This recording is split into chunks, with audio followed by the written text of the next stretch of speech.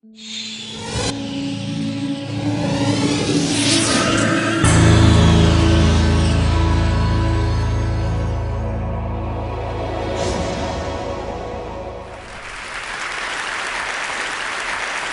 Zuckerberg, a journalist, was asking him a question about the news feed.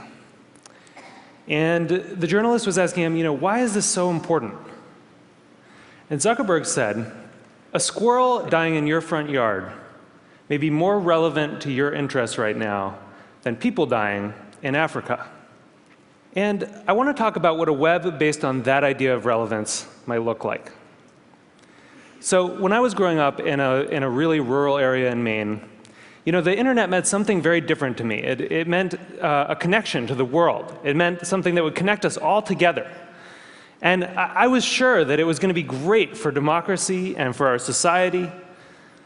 But there's this kind of shift in how information is flowing online. And it's invisible. And if we don't pay attention to it, it could be a real problem. So I first noticed this in a place I spend a lot of time, my Facebook page. I'm progressive politically, big surprise, but I've always gone out of my way to meet conservatives. I like hearing what they're thinking about. I like seeing what they link to. I like learning a thing or two. And so I was kind of surprised when I noticed one day that the conservatives had disappeared from my Facebook feed. And what it turned out was going on was that Facebook was looking at which links I clicked on. And it was noticing that actually I was clicking more on my liberal friends' links than on my conservative friends' links. And without consulting me about it, it had edited them out. They disappeared. So Facebook isn't the only place that's doing this kind of invisible algorithmic editing of the web. Google's doing it too.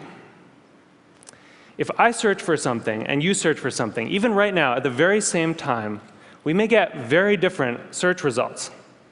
Even if you're logged out, one engineer told me, there are 57 signals that Google looks at. Everything from what kind of computer you're on, to what kind of browser you're using, to where you're located, that it uses to personally tailor your query results. Think about it for a second. There is no standard Google anymore. And the funny thing about this is that it's hard to see. You can't see how different your search results are from anyone else's. But a couple of weeks ago, I asked a bunch of friends to Google Egypt and to send me screenshots of what they got. So here's my friend Scott's screenshot. And here's my friend Daniel's screenshot. When you put them side by side, you don't even have to read the links to see how different these two pages are. But when you do read the links, it's really quite remarkable. Daniel didn't get anything about the protests in Egypt at all in his first page of Google results. Scott's results were full of them. And this was the big story of the day at that time. That's how different these results are becoming. So it's not just Google and Facebook either. This is something that's sweeping the web. There are a whole host of companies that are doing this kind of personalization. Yahoo News, the biggest news site on the internet, is now personalized. Different people get different things. Huffington Post, Washington Post, New York Times, all flirting with personalization in various ways. And where this moves us very quickly toward a world in which the internet is showing us what it thinks we want to see, but not necessarily what we need to see. As Eric Schmidt said, it'll be very hard for people to watch or consume something that has not, in some sense, been tailored for them. So I do think this is a problem. And I think if you take all of these filters together, if you take all of these algorithms, you get what I call a filter bubble. And your filter bubble is kind of your own personal, unique universe of information that you live in online. And what's in your filter bubble depends on who you are, and it depends on what you do. But the thing is that you don't decide what gets in. And more importantly, you don't actually see what gets edited out. So one of the problems with the filter bubble was discovered by some researchers at Netflix. And they were looking at the Netflix queues, and they noticed something kind of funny that a lot of us probably have noticed, which is there are some movies that just sort of zip right up and out to our houses. They enter the queue, they just zip right out. So Iron Man zips right out, right? and waiting for Superman can wait for a really long time.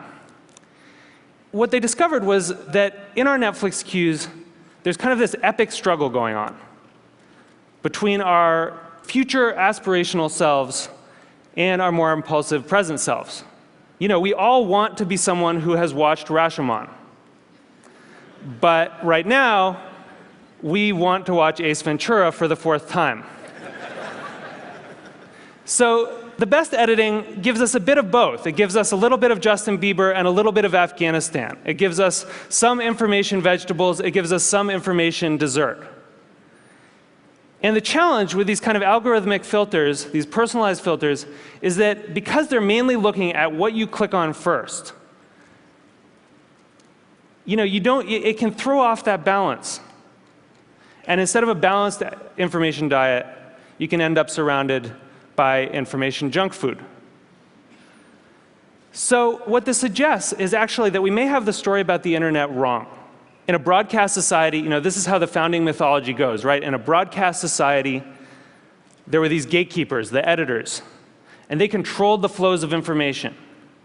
And along came the internet, and it swept them out of the way, and it allowed all of us to connect together, and it was awesome. But that's not actually what's happening right now. What we're seeing is more of a passing of the torch from human gatekeepers to algorithmic ones. And the thing is that the algorithms don't yet have the kind of embedded ethics that the editors did. So if algorithms are going to curate the world for us, if they're going to decide what we get to see and what we don't get to see, then we need to make sure that they're not just keyed to relevance. We need to make sure that they also show us things that are uncomfortable or challenging or important. This is what TED does, right? Other points of view. And the thing is, we've actually kind of been here before as a society.